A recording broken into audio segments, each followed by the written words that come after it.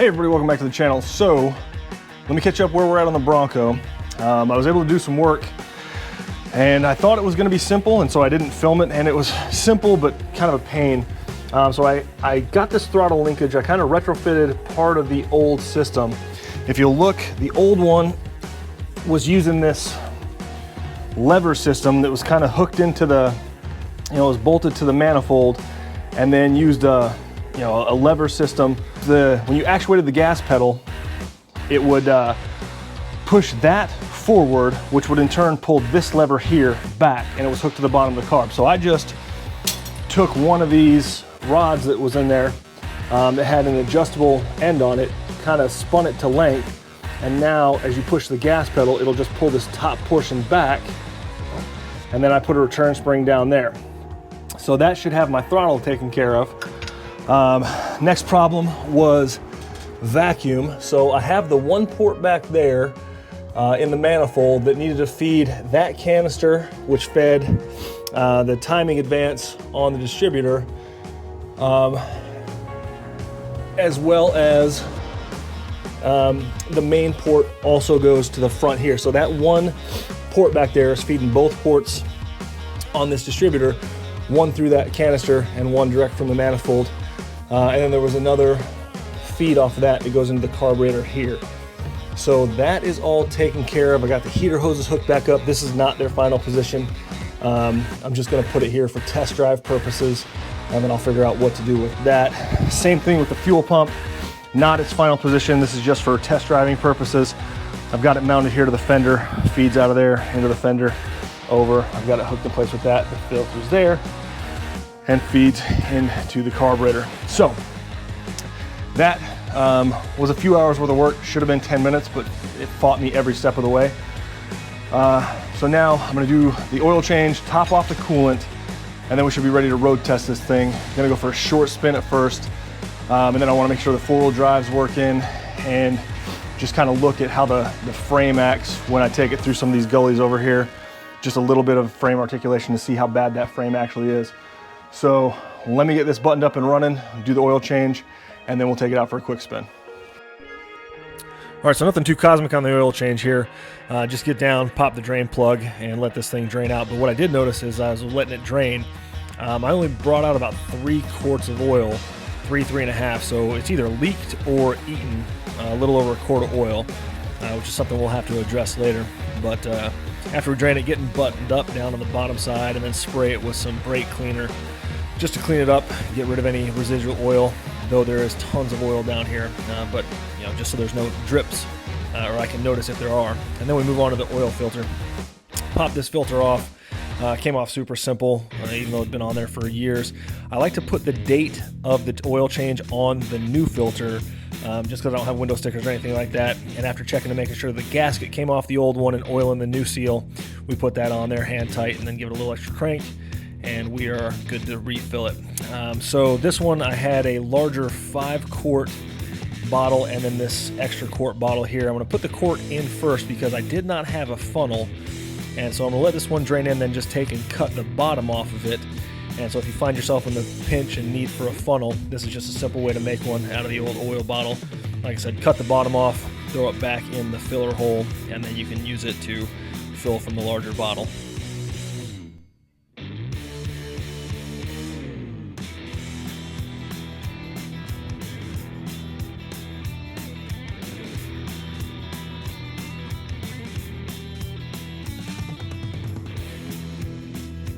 Now, once I had put 5 quarts of oil in, I went to check, see where we're at on the dipstick, pull it out here to clean it off, and then when I put it back in and pull it out to check it, the entire dipstick tube comes out of the pan, which would explain one of the many oil leaks that this vehicle has. But it took me a minute. I had to crawl back down on the underside and get this thing seated back in. Again, a temporary fix. I'll need to get a new one to really have that be permanent, but that's that for now. And then we move on to filling up the radiator. Just got a 50-50 blend of ready to go coolant here, and this is going to take quite a bit. But as you're doing this process, you're going to want to burp out any air. That's what I'm doing there with the upper radiator hose, kind of burping the air out of the system, trying to get the block to get as much of the coolant in it as possible, so there's no air pockets in there that create hot spots in the block.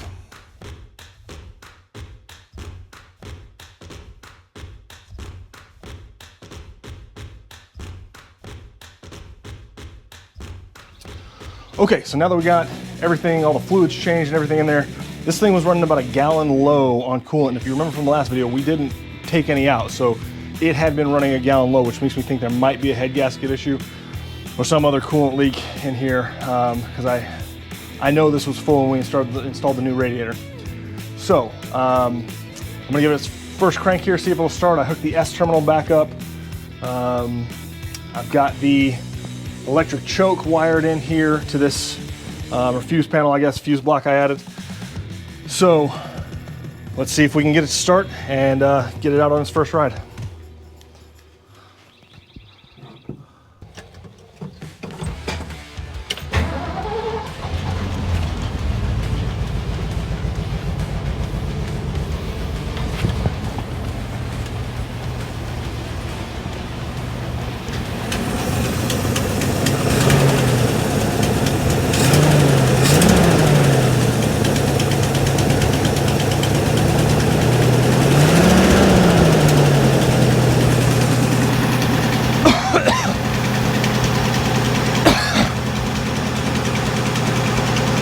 Okay, so the throttle linkage immediately failed, so I need to figure that out.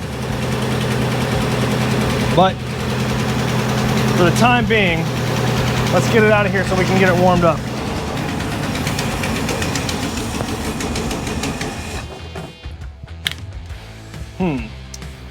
So it just died. So I'm thinking I need to set the idle screw a little differently, because what I think that was, no, damn it, I forgot to turn the fuel pump on. Moron. Absolute moron. All right, let me try that again with the fuel pump. Yep, I installed this switch for the fuel pump down here. And so, forgot to turn that on, so what I'm guessing happened is that carb ran out of juice. So let me switch this back on real quick.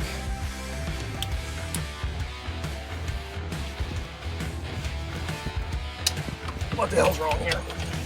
All right, well, this is smoking me out of the garage. So what I'm gonna do is I'm gonna push it down here and fiddle with it out in the sunlight. Oof. Yeah, that is rich. Hang on, let me get it out of here.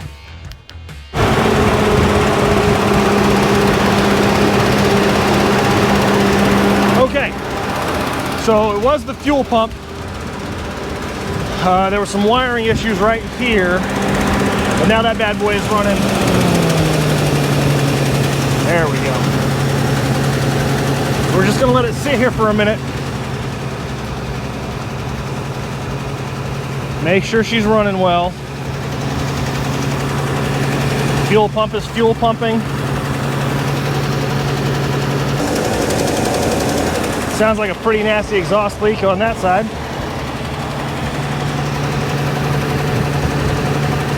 So I'm gonna fiddle with this linkage and adjust it up a little bit because it's not letting it close all the way to go back to this idle speed. So let me adjust that.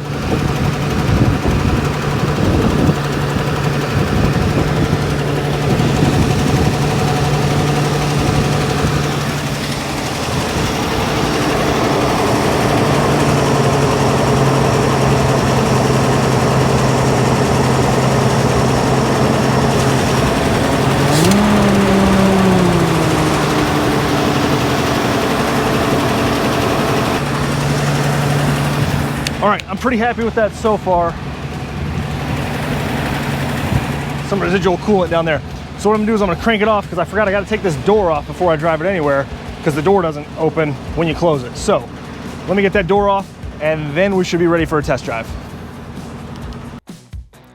So after getting this limiting strap out of the way, there's a couple ways you can pull the door off here. You can either pull the hinges off of the body, leave them attached to the door, but I don't like to do that if you don't know the quality of the metal behind there, because there's little plates that go in pockets in that pillar, and if the pocket has rotted out, the plate will just fall and then you're gonna have a nightmare trying to get it back in place. So what I like to do here, I'm gonna pull the door off of the hinges, leave the hinges in place. Visually doesn't look as good, but it'll be easier to get it back on the car and lined up. And so we just take those off and away we go. Okay, so the door is off. I grabbed a fire extinguisher just to be safe.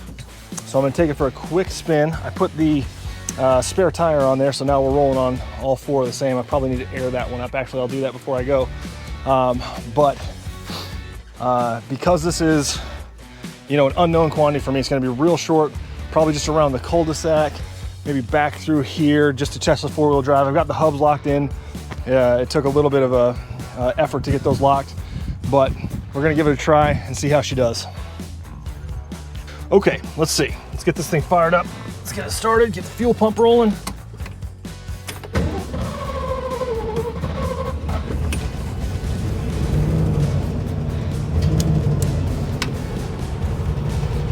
Okay, so we started, we're rolling. Oil pressure is good. Alternator looks like it's good. Fuel looks like we got plenty. So this is gonna be a short drive. I'm not gonna take this too far, like I said, unknown quantity.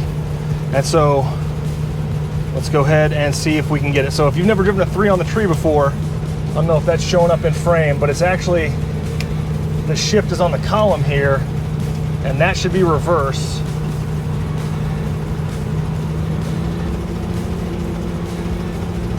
That is reverse. And then that's down into first.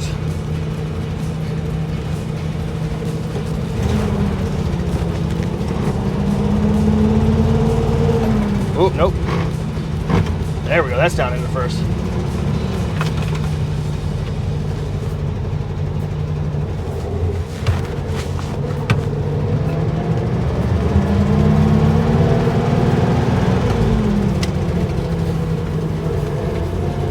That's second.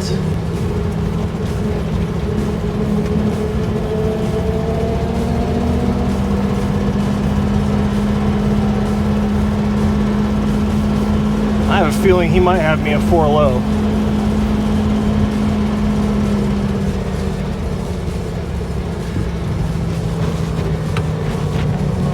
Oh yeah, that's definitely in 4 low.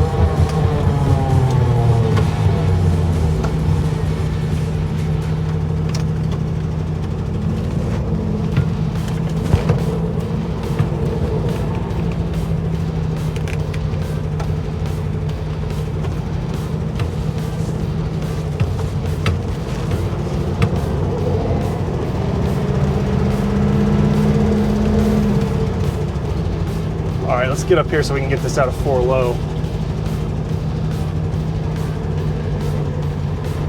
Actually, while we got it in 4 low, maybe we'll just crawl it across the yard. Just see how it handles a little bit of suspension flex.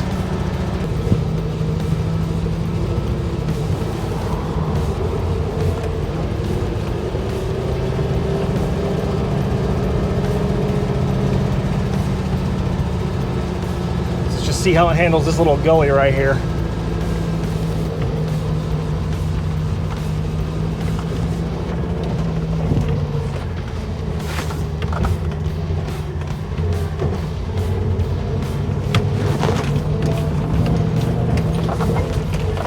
All right, nothing too crazy there. All right, let's get it out of 4 low. Neutral.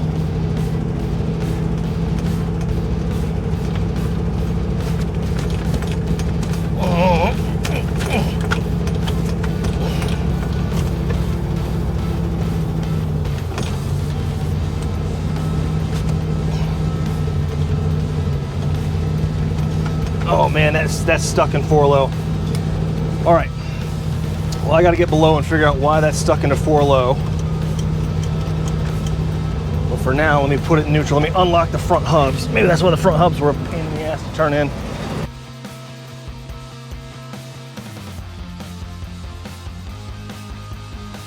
Well, we got those free, so at least let me try to back it in.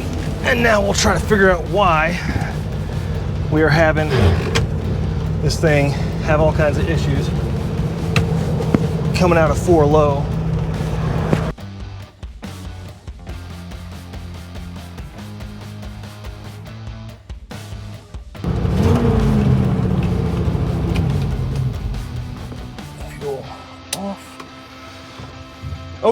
So she runs and drives, locked in 4 low.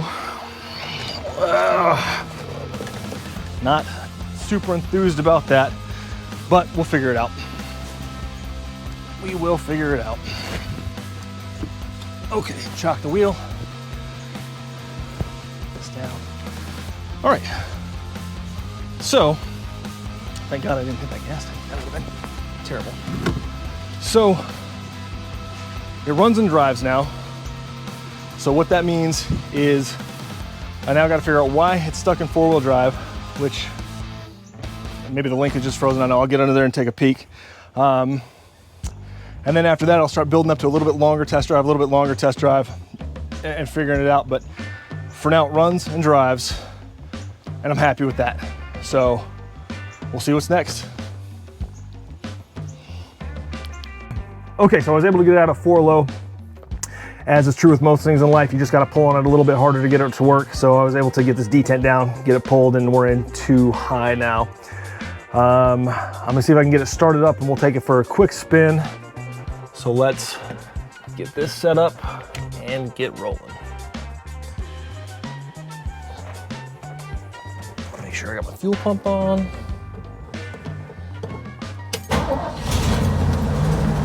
Man, that fired right up.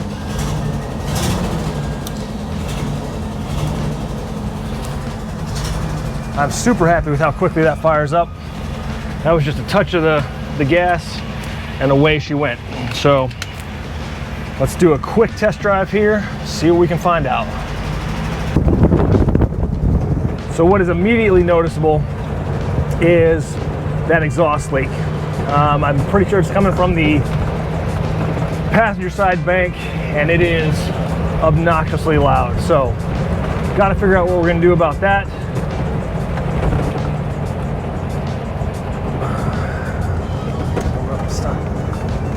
Ooh, brakes work great.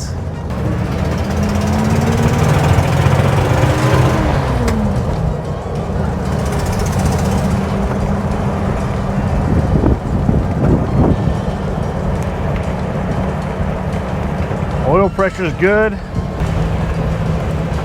Got a bunch of rust falling out from under the dashboard. That's not great. Super high idle. So we gotta figure out how to set that idle screw. Or not how to, we just gotta set that idle screw back.